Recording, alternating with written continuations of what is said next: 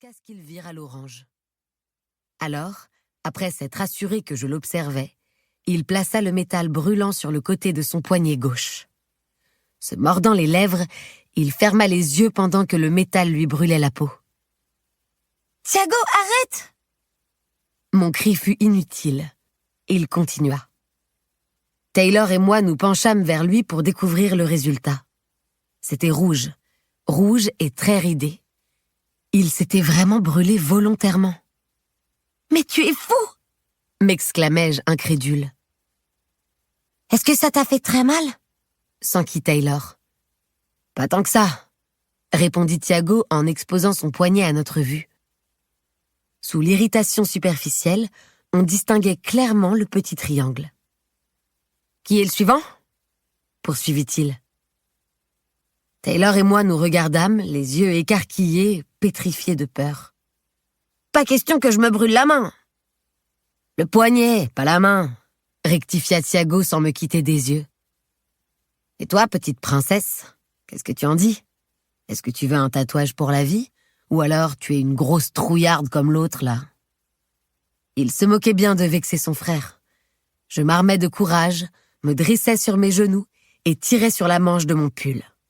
Solennellement, je déclarais « Je suis pas une petite princesse.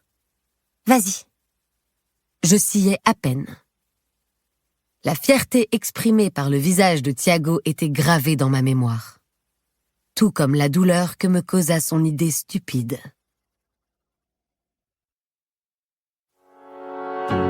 Chapitre 1.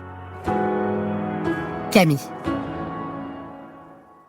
Le froid s'était installé à Carsville depuis 2 semaines, chassant la moindre trace de fin d'été, le moindre rayon de soleil pour nous gratifier de pluies torrentielles, de menaces de tornades et de peu de possibilités de sortir et de nous distraire.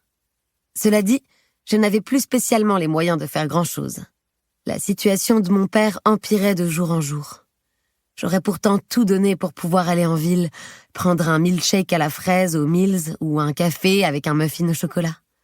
Mais c'était impossible. Le cabinet de gestion de patrimoine de mon père ayant fait faillite, mes parents avaient vendu ma voiture. Heureusement, je pouvais toujours regarder par la fenêtre. Ou plutôt, malheureusement.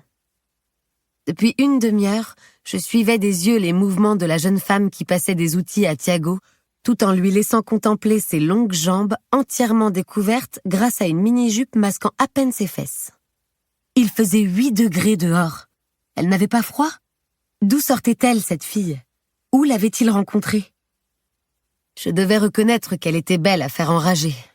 Elle avait de longs cheveux noirs et j'étais sûre que ses yeux étaient bleus.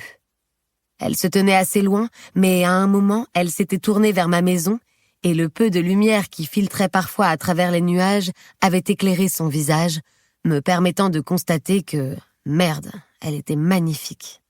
Grande, svelte, parfaite. Je ne pus m'empêcher de me comparer à elle.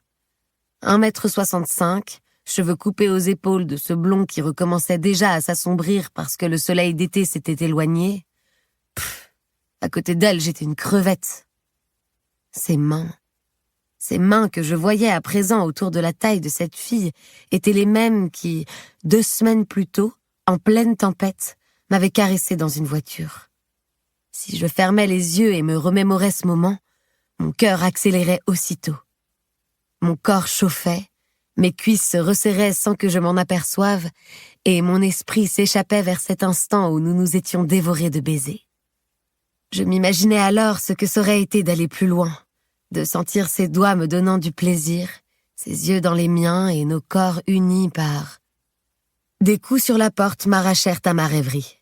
« Camilla, ton père et moi aimerions te parler », annonça ma mère en entr'ouvrant. « Rejoins-nous au salon. » Rien de plus.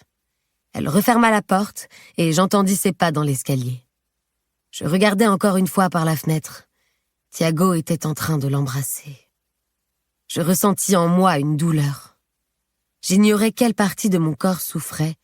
Je ne crois pas que le cœur saigne par amour, par désamour ou par le nom qu'on voudra bien donner à ce sentiment, mais j'eus mal dans la poitrine, et pas qu'un peu. Je fermai les rideaux et me redressai. Que voulaient mes parents ? Pour continuer à écouter ce livre audio gratuitement, cliquez sur le lien dans la description et vous pourrez l'écouter en entier sans frais grâce à l'essai de 30 jours d'Audible.